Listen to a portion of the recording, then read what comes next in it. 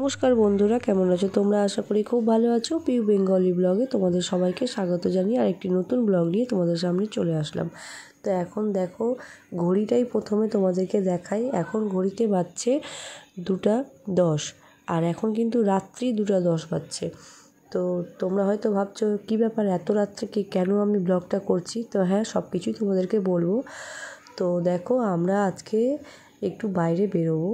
তো বাইরে বলতে একটু গরমের ছুটিতে গ্যাংটক যাব ভাবছিলাম।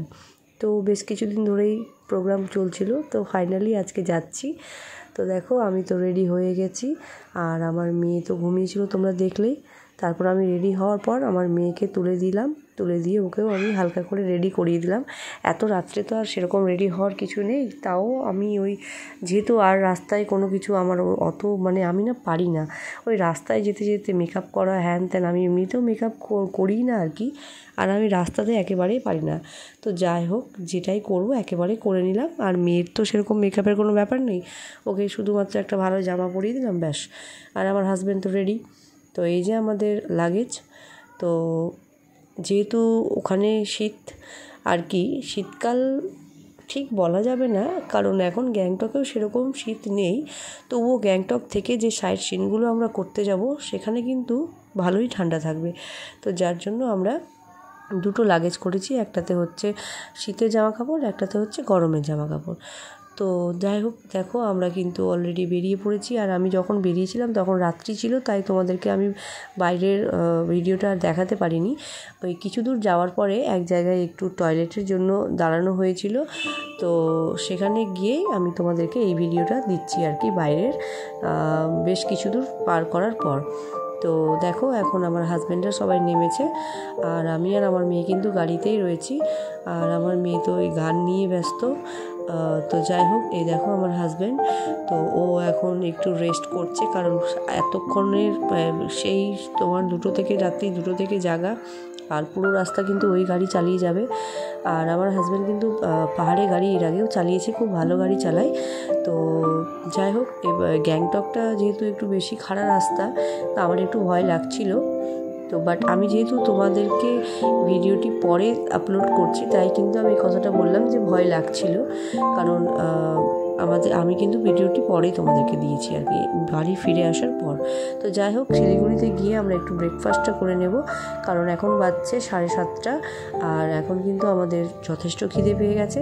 তো শুধু চা নয়, চায়ের সাথে আমরা কিন্তু ব্রেকফাস্টটাও সেরে নেব, কারণ এখন আর সেরকম কোনো ভালো জায়গা আমরা পাবো না রাস্তায়। তো শিলিগুড়িতে ব্রেকফাস্টটা সারা হয়ে গেল আমাদের। ব্রেকফাস্টে ছিল পরোটা, তরকারি আর আচার। তো তারপর ওখান থেকে খাওয়া দাওয়া করে আবার বেরিয়ে পড়লাম আমরা পাহাড়ের উদ্দেশ্যে। তো এই যে জঙ্গলটা তোমরা দেখতে পাচ্ছ, এটা হচ্ছে জলদাপাড়ার জঙ্গল, মেনলি যেটাকে ডুয়ার্স বলা হয়। তো ডুয়ার্সের এই জঙ্গলটাই হচ্ছে, তোমরা যেটা দেখতে পাচ্ছ সেটা হচ্ছে সেই ডুয়ার্সের জঙ্গলটা আর কি। তো আমার ডুয়ার্স দুবার ঘোরা, তো আমার জঙ্গল খুব একটা ভালো লাগে না। তো ফাইনালি আমরা পাহাড়ের রাস্তায় উঠে পড়লাম। তো আর কিছুক্ষণের মধ্যে কিন্তু আমরা পৌঁছে যাব গ্যাংটক। তারপর ওখানে গিয়ে তোমাদের সাথে দেখা হচ্ছে। তো চলো। তো ফাইনালি আমরা পৌঁছে গেলাম।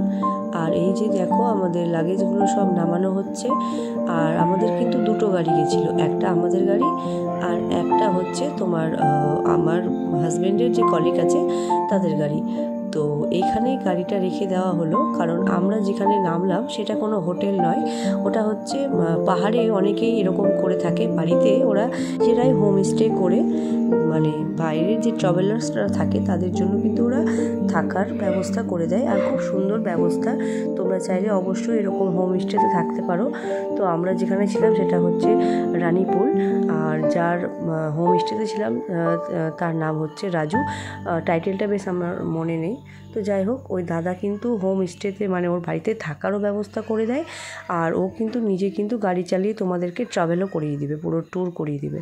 তো ওর গাড়িতেই আমরা আর কি পুরো সাইট সিন বা ওখানে যত কিছু আমরা ঘোরাঘুরি করলাম আর কি, 0 পয়েন্ট, তারপর তোমার হচ্ছে লাচুং, প্রত্যেকটা জায়গা কিন্তু ওই দাদার গাড়িতেই আমরা গেছিলাম। আর দাদার ব্যবহার খুব ভালো, তোমরা চাইলে অবশ্যই যেতে পারো। তো যাই হোক, এই দেখো আমরা সাইট সিন করতে এসেছি। তো প্রথম সাইট সিন আমরা করতে আসলাম, এটা হচ্ছে এই জায়গাটার নাম হচ্ছে বনঝাঁকড়ি। তো এর ভেতরে কিন্তু বাচ্চাদের অনেক এন্টারটেনমেন্টের জিনিস আছে, শুধু বাচ্চাদের নয় বড়দেরও আছে। বিভিন্ন রকমের রাইড আছে, তারপর তোমার ঝর্ণা আছে, আর মনোরম পরিবেশ, মানে এতটাই ভালো লাগবে যে তোমাদেরকে আমি বলে বোঝাতে পারছি না। তোমরা যদি না যাও তাহলে কিন্তু তোমরা এই ফিলিংসটা কিন্তু পাবে না। আমি তোমাদেরকে এই ফিলিংসটা বলে কিন্তু বোঝাতে পারবো না। তো যাই হোক, এই দেখো ওরা বাবা আর মেয়ে মিলে এগিয়ে যাচ্ছে। আর যাই হোক, ফাইনালি আমরা ঢুকে গেলাম। আর আমার হাজব্যান্ডের যেহেতু পায়ে একটা অ্যাক্সিডেন্টের পরে লিগামেন্টের চোট লাগার পরে ওর পাটা একটু দুর্বল হয়ে গেছে, তো ও কিছু দূর যাওয়ার পর কিন্তু আর গেল না, বাকি পথটা আমরাই গেলাম। ও ওখানে এক জায়গাতে রেস্ট করছিল। তো যাই হোক, দেখো ভেতরের দৃশ্য কিন্তু অসাধারণ, দারুণ আর কি। তো দেখো ঝর্ণাটা তোমাদেরকে একটু আমি কাছ থেকে দেখাই। এই দেখো ঝর্ণার জলটা সেই স্পিডে পড়ছিল, আর কি পরিষ্কার জল। আর ওটা তো গেল ছোট ঝর্ণা, আর যেটা বেশ বড় একটা ঝর্ণা ছিল সেটা হচ্ছে এই দেখো। তোমরা ছবিতে ঠিক খুব একটা বুঝতে পারছো কিনা আমি জানি না, কিন্তু নিজের চোখে দেখলে জাস্ট ওয়াও। আর ওখানে সবাই নেমে ফটোগ্রাফি করছিল। তো যাই হোক, আমিও নেমে পড়েছিলাম। আমি নামতাম না, আমার মেয়ের জন্যই আমার নামা আর কি। ও বারবার করে বলছে, আমার মেয়ে তো জল দেখলেই পাগলের মতো করে। তো যাই হোক, আমিও নেমে পড়েছি। আর জলটা একেবারে বরফ গলা জলের মতো ঠান্ডা। তো আমি একটু পা ভিজিয়ে নিলাম। এসছি যখন জলটাতে তো অবশ্যই পা দেওয়া। আর এটা হচ্ছে তোমার ওই বনঝাঁকড়ির ভেতরেই কিন্তু ঝর্ণাটা আছে। তো দেখো, আর আমার তো খুব ভালো লাগছিল। আমার হাজব্যান্ড আসলে আর একটু বেশি ভালো লাগতো, ও দেখতো। যাই হোক, ওর পায়ে অসুবিধা হচ্ছে, তার জন্য ও নিচে থেকে গেছে। তারপর ওখান থেকে আমরা চলে গেলাম আর একটা এটা হচ্ছে তোমার বৌদ্ধ টেম্পল। তো এখানে এবার আমরা ভেতরটা দেখব। তো এখানেও কিন্তু আমার হাজব্যান্ড ওপরে যায়নি, কারণ পাহাড়ে তুমি যেখানেই যাবে না কেন সেখানেই কিন্তু তোমাকে মানে উঁচুতে উঠতেই হবে, কারণ পাহাড় মানেই হচ্ছে উঁচু জায়গা। তো এইবার কিন্তু আমার হাজব্যান্ড প্রত্যেকটা জায়গায় যায়নি। তো যাই হোক, আমিই গেলাম। তো দেখো, এই যে এই টেম্পলটা বিশাল বড় টেম্পল। এই যে বৌদ্ধর যে মূর্তিটা তোমরা দেখতে পাচ্ছ সেটা কিন্তু বিশাল বড় ছিল। আর এই যে তোমরা দুই সাইডে দেখতে পাচ্ছ, এগুলোতে হচ্ছে যে ওখানে যারা শিষ্য থাকে আর কি, তারা কিন্তু ওখানে বসে শাস্ত্র পড়াশোনা করে। আর এই যে বিভিন্ন ইনস্ট্রুমেন্টগুলো দেখলে, শঙ্খ, তারপর কাসর, বাঁশি, এগুলো কিন্তু ওরা আমাদের যেমন হিন্দু ধর্মে কীর্তনের সময় সমস্ত ইনস্ট্রুমেন্ট ব্যবহার করা হয়, ওদেরও কিন্তু সেই ধরনেরই কিছু একটা করা হয়। তো আমার অতটা ওদের সম্পর্কে গভীর জ্ঞান নেই, যতটুকু আমার মনে হলো ততটুকুই তোমাদেরকে আমি বললাম। তো আমিও ভেতরে একটু ছবি করে নিলাম, মানে ভিডিও করে নিলাম আর কি। তো যাই হোক, তারপর ওখান থেকে বেরিয়ে বাইরে একটা বিশাল বড় মার্কেট। আর এই মার্কেটেই কিন্তু আমরা কিছুটা কেনাকাটি করে নিয়েছি, কারণ সামনেই দেখলাম যে ভিড়টাও কম আছে, এখানে করে নেওয়াটাই বুদ্ধিমানের কাজ। তার জন্য আমরা এই মার্কেটেই কয়েকটা কেনাকাটি করে নিয়েছিলাম আর কি। তারপর ওখান থেকে আমরা আস্তে আস্তে বেরিয়ে পড়ছি অন্য জায়গার উদ্দেশ্যে আর কি। এবার দেখা যাক যে কোথায় যাওয়া যাচ্ছে। তো চলো এবার আমরা গাড়িতে উঠে পড়ি। তো দেখো, গাড়ি থেকে এইবার আমরা নেমেও পড়লাম। তো এটা হচ্ছে আর একটা মানে রোপওয়ে আর কি, গ্যাংটকের। তো এই রোপওয়েতে আমি পাহাড় দুবার এসেছি, তিনবার এসেছি। একবার হচ্ছে তোমার দার্জিলিং, আর দুবার হচ্ছে তোমার মিরিক। আর হ্যাঁ, তিনবার না, চারবার এসেছি। আর একবার এসেছি আমি রকি আইল্যান্ড। তো যাই হোক, আমার কিন্তু রোপওয়েটা করা হয়নি। তো এইবার ফাইনালি আমি রোপওয়ে করছি। তো যাই হোক, দেখি কেমন এক্সপিরিয়েন্স হয়।